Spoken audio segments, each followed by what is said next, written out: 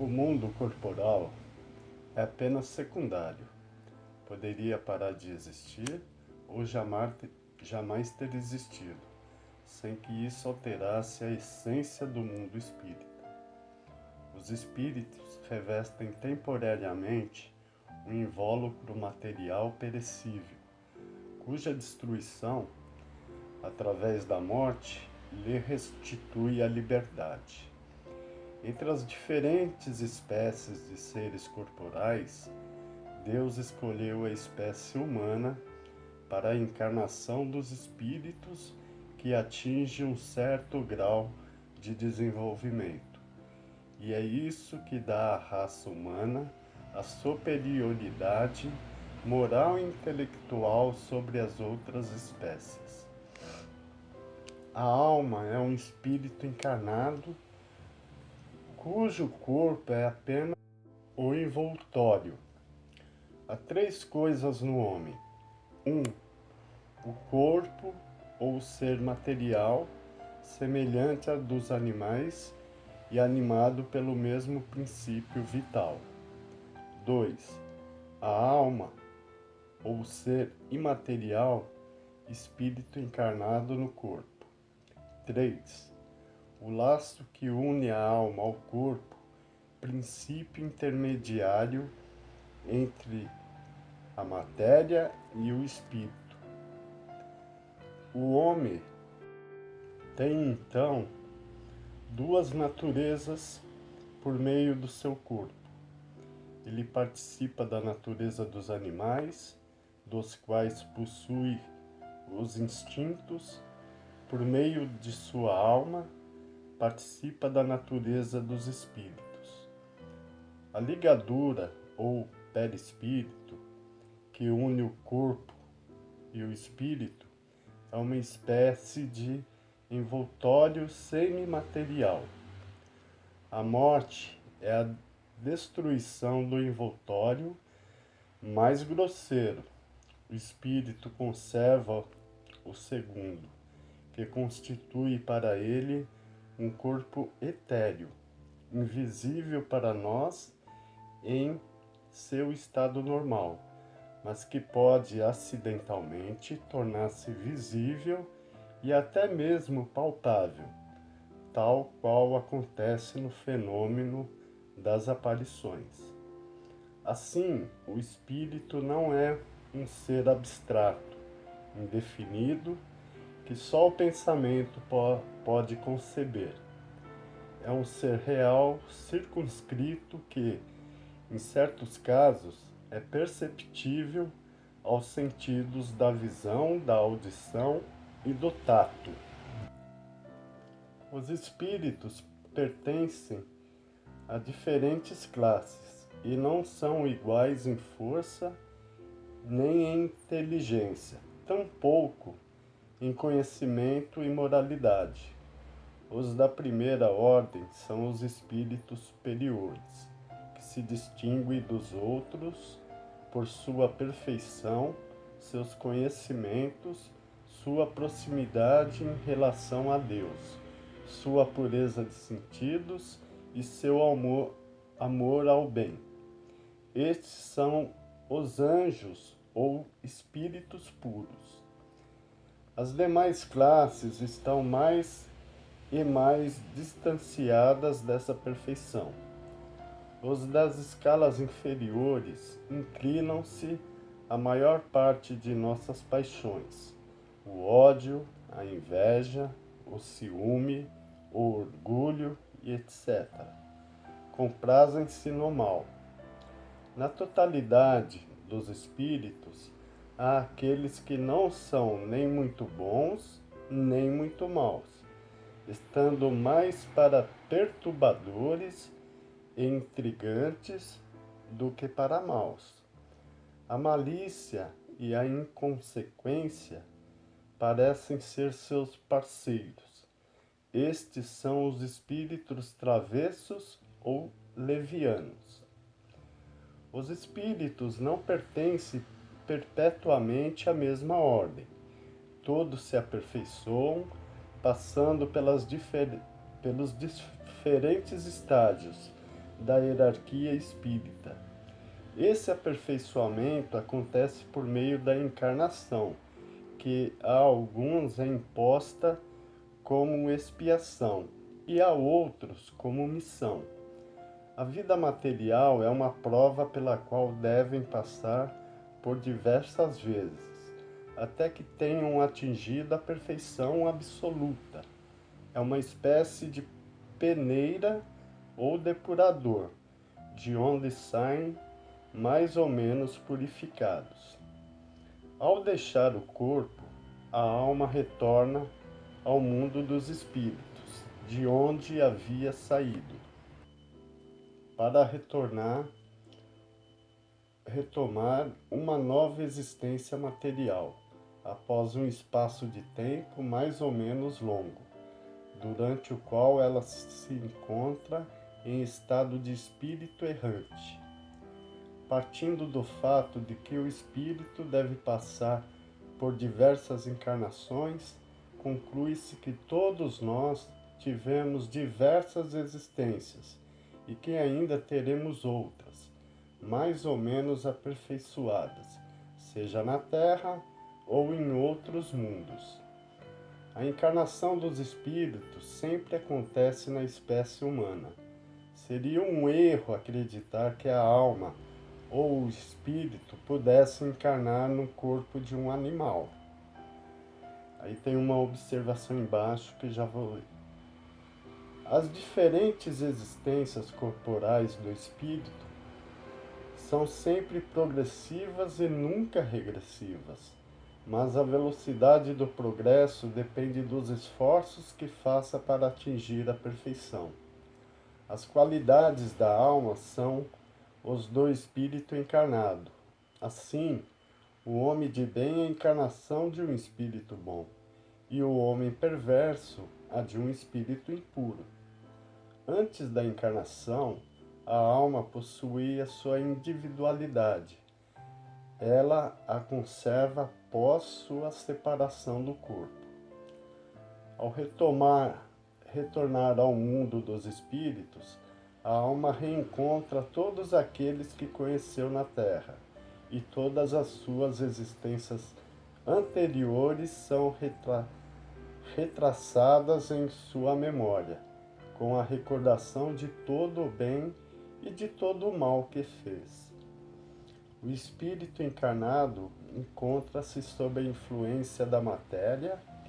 O homem que supera essa influência por meio da elevação e da purificação da sua alma, aproxima-se dos espíritos bons, os quais se juntará um dia. Aquele que se deixa dominar pelas más paixões e deposita toda a sua alegria na satisfação de apetites grosseiros, aproxima-se dos espíritos impuros, dando prioridade à natureza animal. Os espíritos encarnados habitam diferentes globos do universo.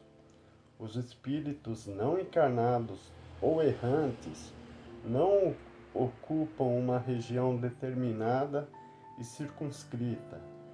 Eles estão por toda parte e ao nosso lado, vendo-nos e acotovelando-se conosco incessantemente. Constituem uma população invisível que se agita ao nosso redor. Os espíritos exercem uma ação ininterrupta sobre o mundo moral e inclusive sobre o mundo físico. Eles agem sobre a matéria e sobre o pensamento e constituem uma das forças da natureza, causa eficaz de uma grande quantidade de fenômenos até então inexplicados ou mal explicados, e que só encontram uma solução racional no Espiritismo. As relações dos espíritos com os homens são constantes. Os bons espíritos nos incitam ao bem, nos sustentam nas provações da vida e nos ajudam a suportá-las com coragem e resignação. Os maus nos incitam ao mal. Para eles é uma alegria ver-nos sucumbir e nos assemelhar a eles.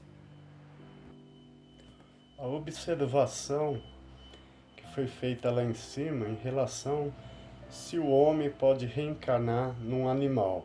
Aí tem a nota embaixo que explica que entre a doutrina da reencarnação que estamos a apresentar e da mentepsicose, tal como a admitem algumas seitas, existe uma diferença característica que será explicada no decorrer desta obra. As comunicações dos espíritos com os homens são ocultas ou ostensivas. As comunicações ocultas acontecem por meio de boa ou má influência que os espíritos exercem sobre nós, sem o sabermos. Cabe ao nosso julgamento discernir as boas das más inspirações. As comunicações ostensivas acontecem por meio da escrita, da fala ou de outras manifestações materiais, mas frequentemente através dos médiuns, que lhes servem de instrumentos. Os espíritos se manifestam espontaneamente ou através de evocação. Pode-se evocar todos os espíritos, tanto os que animaram homens obscuros como os de personagens mais ilustres, seja qual for a época em que viveram, os de nossos parentes, de nossos amigos ou de nossos inimigos, obtendo deles, por meio de comunicações escritas ou verbais, conselhos, informações sobre sua situação de além-túmulo, seus pensamentos a nosso respeito, assim como as revelações que lhes são permitidas fazermos. Os espíritos são atraídos em razão de sua simpatia pela natureza moral do meio que os invoca. Os espíritos superiores se comprazem nas reuniões sérias, nas quais predominam o amor pelo bem e o desejo sincero de instruir-se e desenvolver-se. Sua presença afasta os espíritos inferiores que, caso contrário, encontrariam o caminho livre, podendo agir com toda a liberdade entre as pessoas frívolas ou guiadas somente pela curiosidade em todo lugar onde haja maus instintos.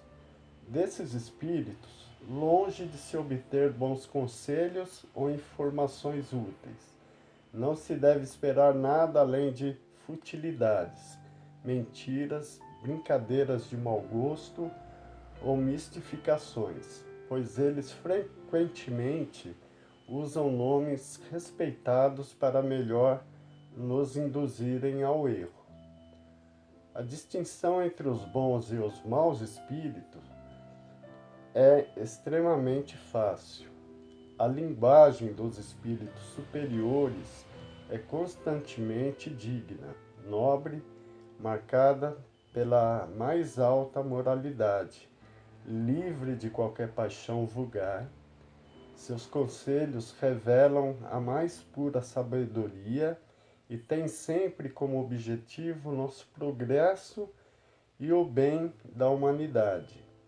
Já a linguagem dos espíritos inferiores, ao contrário, é inconsequente, muitas vezes trivial e até mesmo grosseira.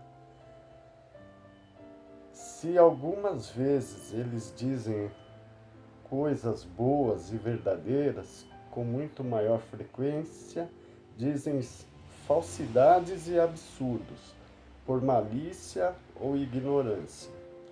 Aproveitam-se da credulidade e se divertem à custa daqueles que os interrogam, afagando sua vaidade e embalando seus desejos com falsas esperanças. Em resumo, as comunicações sérias, na plena acepção da palavra, só acontece em centros sérios, nos quais todos os membros são unidos por uma comunhão íntima de pensamentos voltados para o bem. A moral dos espíritos superiores se resume com a moral do Cristo, nesta máxima evangélica: